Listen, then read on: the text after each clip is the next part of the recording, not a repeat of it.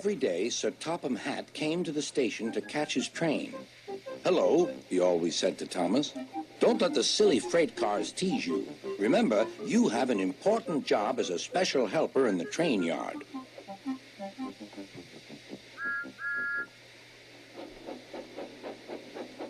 There were lots of freight cars, and Thomas worked very hard pushing and pulling them into place. There was also a small coach and two strange things his driver called cranes.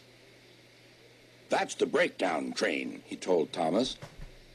"The cranes are for lifting heavy things like engines and coaches and freight cars."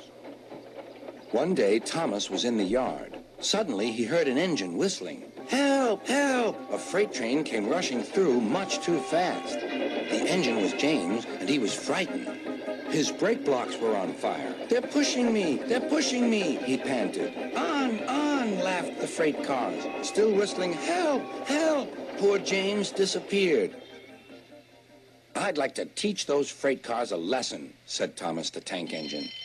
Soon came the alarm. "James is off the line! The breakdown train! Quickly!"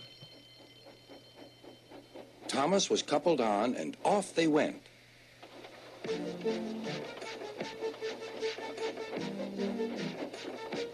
Thomas worked his hardest. "Hurry, hurry, hurry," he puffed. He wasn't pretending to be like Gordon. He really meant it. "Bother those freight cars and their tricks. I hope poor James isn't hurt."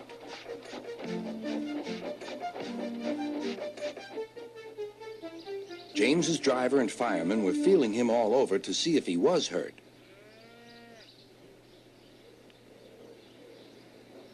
"Never mind, James," they said. "It was those silly freight cars and your old wooden brakes that caused the accident." Thomas pushed the breakdown train alongside. Then he pulled away the unhurt freight cars. "Oh dear, oh dear," they groaned. "Serves you right, serves you right," puffed Thomas. He was hard at work, puffing backwards and forwards all afternoon. "This'll teach you a lesson, this'll teach you a lesson," he told the freight cars.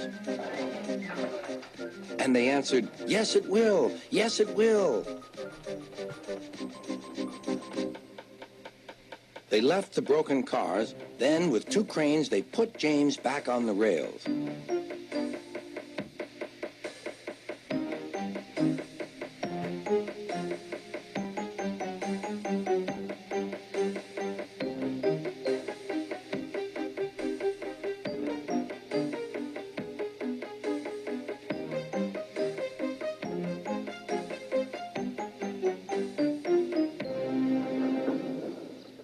He tried to move, but he couldn't, so Thomas helped him back to the shed.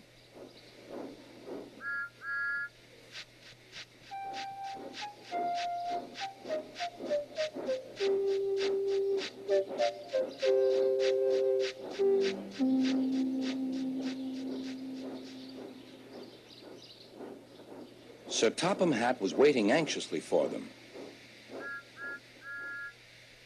"Well, Thomas," he said, "I've heard all about it, and I'm very pleased with you. You're a really useful engine.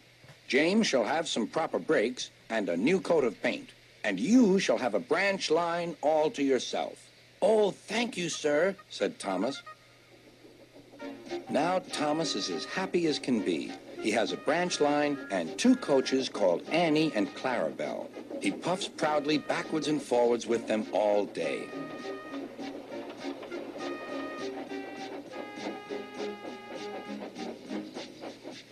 He is never lonely. Edward and Henry stop quite often and tell him the news.